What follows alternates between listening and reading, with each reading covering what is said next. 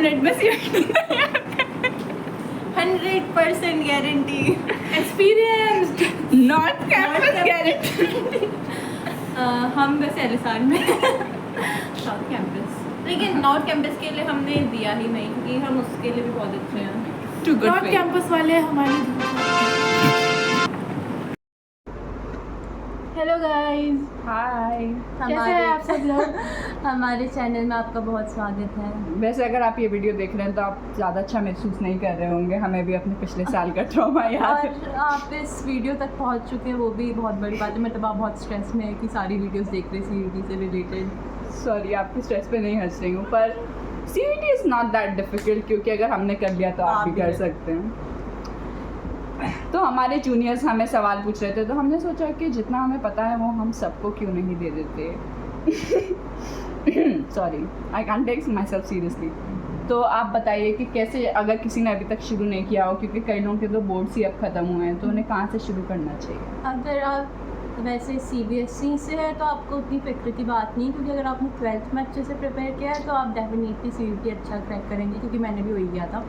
CUT के लिए उतने ध्यान से नहीं हो पाया था, 12th में बहुत अच्छे से कर दिया था। बट आईसीएसई से है तो आपको सिर्फ और सिर्फ सीबीएसई की जितना है कोर्स वो पढ़ लेना चाहिए।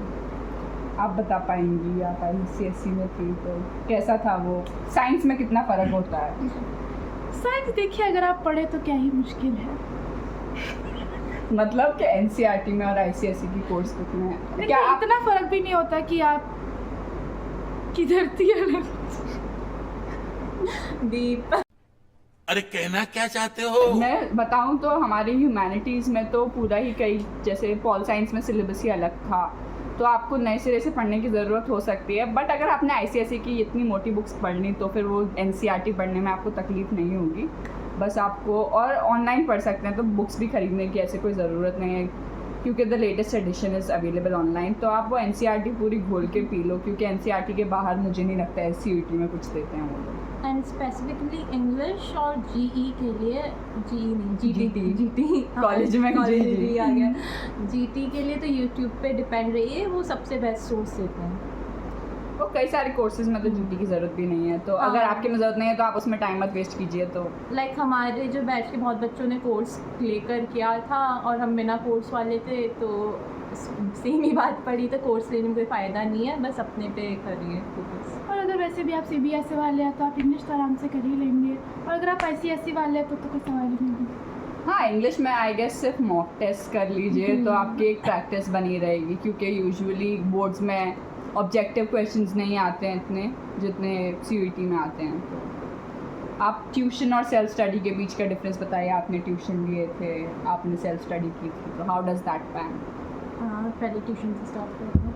ट्यूशन में मैंने डोमेन की तो नहीं की थी, डोमेन का मैंने खुद से ही किया था, खुद से एनसीईआरटी पढ़ी थी ऑनलाइन।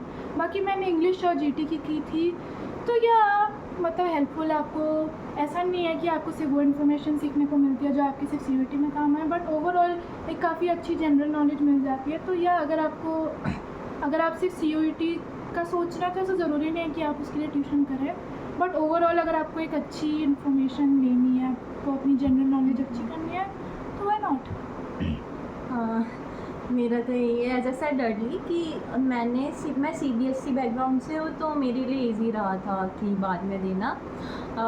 तो मेन सब्जेक्ट्स डेफिनेटली मेरे पहले से प्रिपेयर्ड थे और बस रिवीजन हो रहा था। और इंग्लिश और जीटी के लिए तो यूट्यूब से पे डिपेंडेंट रहे, उसमें भी कुछ नहीं था, जस्ट बस figure of speeches and all दिखा रहे थे, तो सही था। आप बताएंगे? मैंने भी सेल्फ स्टडी की थी। देखिए, आईएससी में आप पढ़ लिया वही 12th तक इंग्लिश, तो आई डोंट थिंक इतना डिफ़िकल्ट होता है।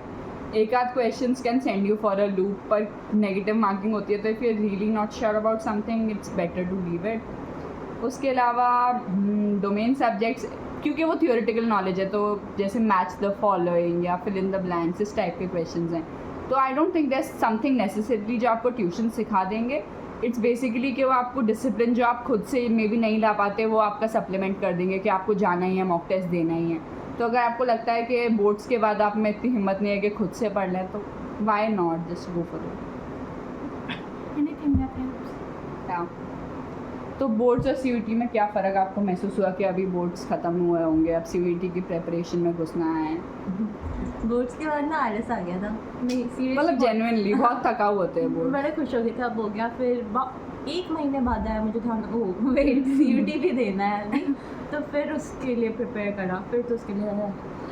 लेकिन सही रहा, अगर आप फ्लो में हो जाएगा। और आई मीन मैंने तो बीच में छोड़ दिया जैसे बोला, लेकिन अगर आप फ्लो बना के रहे ना तो बहुत अच्छा जा सकता है, और अच्छा जा सकता है। एंड आज सीयूईटी का ही तीसरा ही साल है, तो आपको इतना कंपटीशन की भी वो नहीं, मतलब हाँ। कंपटीशन ऑब्वियसली है, कंपटीशन का नहीं है, बट ट्रू। या it's not that difficult. Still like patterns हमारे टाइम तक का भी सीयूईटी के चेंज हो रहे थे, लेकिन अब पैटर्न हो गया है, वही रहेगा। तो आपके पास प्रीवियस ईयर क्वेश्चंस अच्छे से है तो कर सकते हैं। एंड इफ अगर आपने 12th में मेहनत की हो तो देन सीयूईटी में स्कोर करना इज़ वेरी लाइक 12th पे अगर फोकस रहा है अच्छा तो CUET is nothing, it's like a revision test for you. Not in ISC. अलग किताब खोलनी पड़ेगी तो रिवीजन टेस्ट तो नहीं होगा, पर वही है कि अगर बोर्ड्स अच्छे नहीं गए या फिर बहुत अच्छे गए, either way it doesn't matter, क्योंकि most colleges won't accept boards के हाँ। मार्क्स। तो डू फोकस ऑन सीयूईटी। हम कह रहे हैं कि मतलब आसान है, पर आसान is not in the sense के बिना पढ़े चले जाओ। इट्स इन द सेंस के there is not a lot of intellectual activity happening, it's a lot of just memorisation and revision.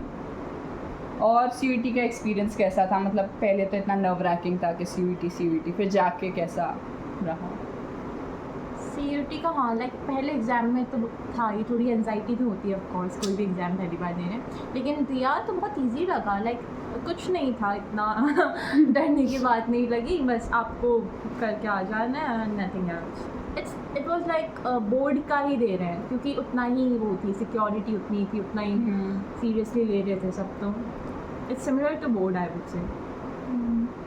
बाकी मेरा एक्सपीरियंस एज सच, हाँ शुरू में तो ऑब्वियसली पैनिक होता है जब आप कोई ऐसा एग्ज़ाम, आप पहला अपना कोई कॉम्पिटिटिव एग्ज़ाम ऐसे जाओ कहीं बाहर सेंटर में जाके बैठ के, तो नर्वसनेस होती है, बट सब ठीक होता है, सब नॉर्मल होता है।